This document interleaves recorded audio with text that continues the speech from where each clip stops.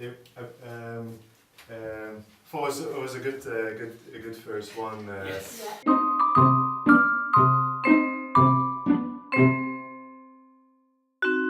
Welcome, Philip and Tijmen. How are you guys? Yeah, doing very well, thank you. Very well, thank you. Good. So you've just filmed 10 episodes of your web series, The Vessel. Tell us a bit about the story of The Vessel. It's about a gay couple that have decided that they want a child. They kind of approach their best friend.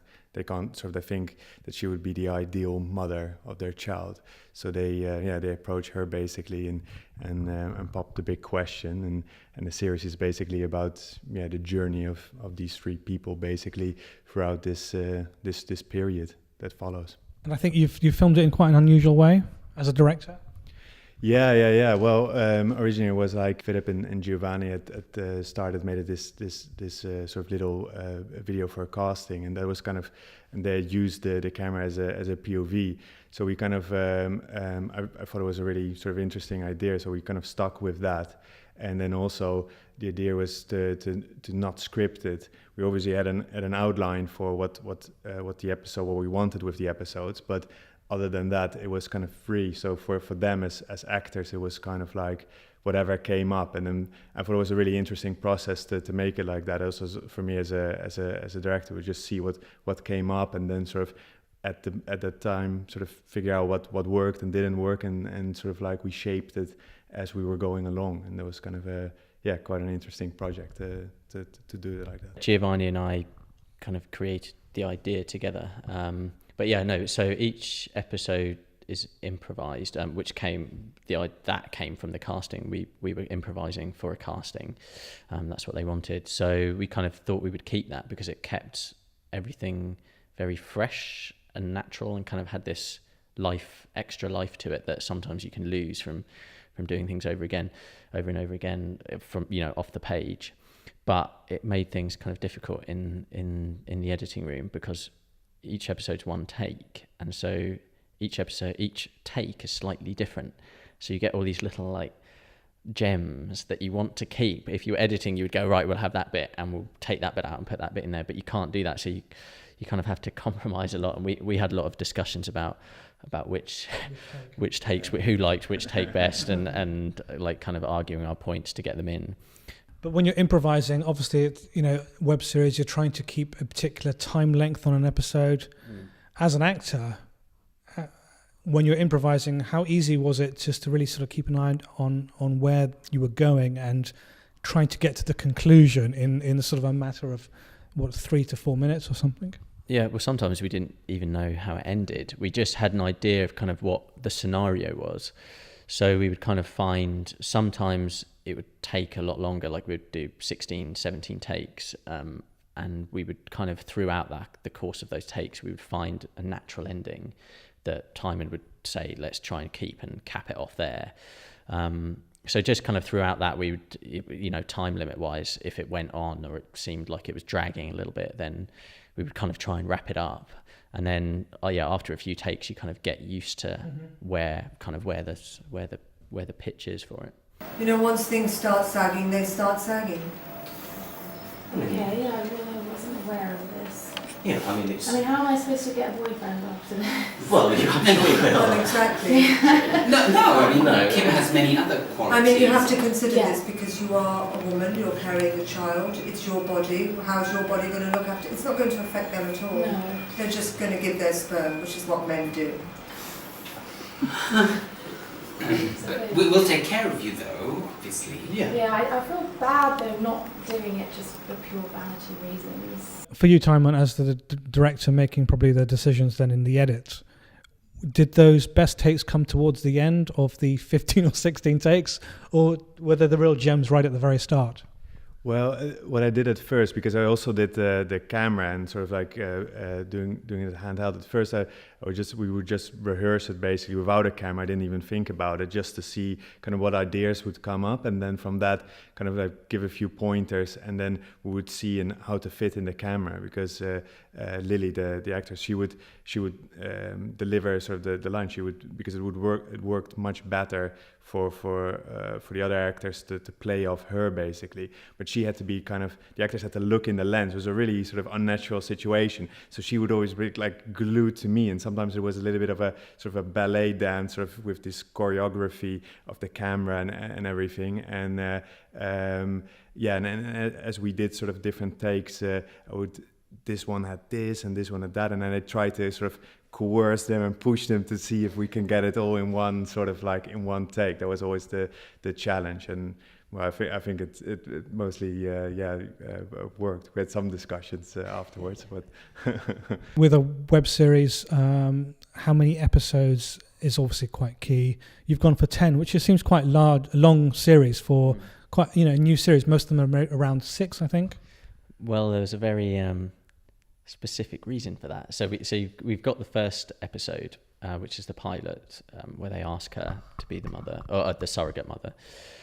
And then each episode on that is kind of like 1 month into the pregnancy until the end. So it's 9 months, plus the extra one at the beginning. Oh, okay. Fantastic. Yeah. We gave the character has a month to think about saying yes or no until she gets pregnant. Great. Okay. So, do you have any ideas of continuing? We're following the child now. A season 2. Yeah. Well, there's a very specific. There's a season finale, a cliffhanger for you. So, which I won't spoil. But so there is an idea for a season 2. All I can tell you is that it's set in New York. Where do you think the British web series scene is at the moment? I mean, have you seen a few other British web series to get inspiration from or some ideas from? Yeah, I mean, the only one I really know of is Blood and Bone China by Chris Stone, which is a great series, and amazing what he's done with it on no budget. Otherwise, not really. It doesn't feel like there's anyone out there like really pushing it. I know we're not doing anything that's innovative, because in the States it's something that's very big, but I mean apparently we're the first British gay themed web series, which is, so I don't know, it's something that we're kind of, I feel like we're at the forefront of something over here, and giving filmmakers a chance to go out and make films. I mean, the first web series I heard about was called Shankaboot, a Lebanese series, which is brilliant. Definitely check it out. I think I told you about it, didn't I? That's where I got the idea to make a web series from. It seemed like something that's, each piece is like 5 minutes long. So it's an easy way to make a film. And some people are even like Chris is blending all of the series together to make a feature. What do you think the big challenges for making a web series for filmmakers? Well, always budget is with any filmmaking is a difficult thing. So you have to kind of like be quite resourceful in that. But I do think like now with all the new cameras that are out and all these sort of the 5Ds and these DSLR filmmaking and stuff, that's really like it makes it really kind of accessible and really possible to just do it, because that's what we did. We just gathered like a whole group of people who wanted to help out, and obviously the great thing of a web series is that obviously it's quite contained, quite short, so we fitted it around everybody's schedule, and sort of like then and then we're shooting it basically, and sort of gathered bits and pieces around, and and did it kind of like that, really. A big shout out has to go to Rupert Bryan and Chris Darville at Motion Picture House, who like hooked us up like big time with like rigs and lights and locations and things. So thanks very much. And I mean, that's the thing. I mean, we got some great actors involved as well. And I mean, it was just, we only needed them for an afternoon. So that's kind of an easy draw for them. If they like the project and they're kind of available that afternoon or morning, then they can come in and do it on. So what would then be your advice for a filmmaker who has got an idea and it's like, well, it would be nice to get some kind of name in for just an afternoon. What's your advice as how to approach those actors? I mean, I think just ask, first of all, make sure you know what you're doing, and then, kind of just pitch it to them well, and even, go through their agents. And I mean, if it's a small contained role, I mean, I think, you know, Sam Shepard was in Killing Them Softly, but he's in like one scene, but he's billed up there. But I mean, he's probably very busy all the time, and they just said to him, look, can we just use you for an afternoon? And he'll do it. So I mean, I think, yeah, if the less time it is, because it's very difficult to get kind of big named actors in theatre because of the long runs. So that's why it's great on filmmaking. You can say to them, look, 3 hours, we won't be more than that, and we'll give you some good lunch. It's a great opportunity that you have with this type of with web series, that because of the length of it, you can get people because also like all the other kind of like crew, they're all film professionals basically, and since we didn't have a budget, it's very difficult to tie people down for a long period. But then when you say like, well, we're just shooting this day and that day, and are you free, and we all work with the schedules, then you know you get all these professionals together and make it really. So Obviously, filmmakers, they know how to make films because they've done courses, they learn how to make films, shorts, web series, whatever. But one challenge that always filmmakers come across is marketing. You know, they don't learn how to market themselves. How was your approach? Well, part of the prize money from Raindance was it gave us some courses. So I took a marketing course and the low to no budget filmmaking course, which was brilliant.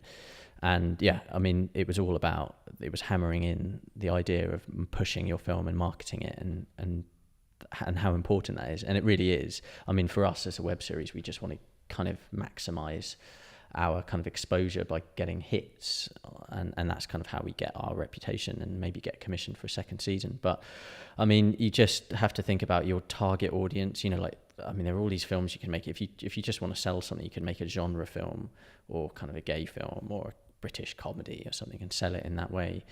But yeah, I mean, I'm learning how to do it. I've got some friends who are publicists, and they're giving me lots of advice on how to phone pitch and just to the kind of buzzwords to use. So I mean, I think just look online and see what you can find, writing a press release, you know, choosing hooks that people are gonna, you know, latch onto. Like if you've got someone famous in it. Well, one of the outreaches you did was to Out Magazine, and that's great because they featured you then on their website. Yeah. And that's got obviously a big readership. Yeah, it does. I mean, that's a gay audience. It's actually an American publication, part of The Advocate. I mean, they just latched onto the idea. There's this new series coming out called The New Normal, which is an American version, which has a similar storyline. And so I think they latched onto it because they were like, it's the first British gay-themed web series, and it's about this. It seems like it's kind of trending.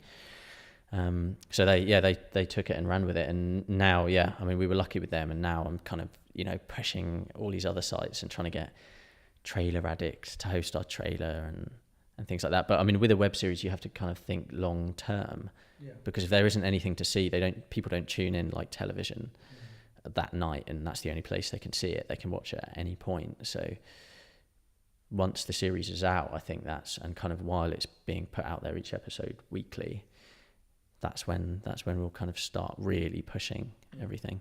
I think it's exciting. And how will audiences find your website? Well, it's at www.thevesselseries.com. And the YouTube channel? YouTube /The Vessel Series. Yeah, everything's The Vessel Series, Facebook and Twitter. You can find us out there, follow us and like our page. Great, thanks a lot, guys. Thank you. Thanks for watching the very first episode of #UK Web Series. We will be bringing you more episodes very, very soon. So please do subscribe to this channel. We'll have interviews with more web series creators, plus behind the scenes looks as web series that are in production. We hope to bring you more tips on making your own web series. And don't forget, you can watch British web series at britishwebseries.com, the British Web Series Guide, which is our main website. Thanks for watching the very first episode, and we'll look forward to seeing you for more.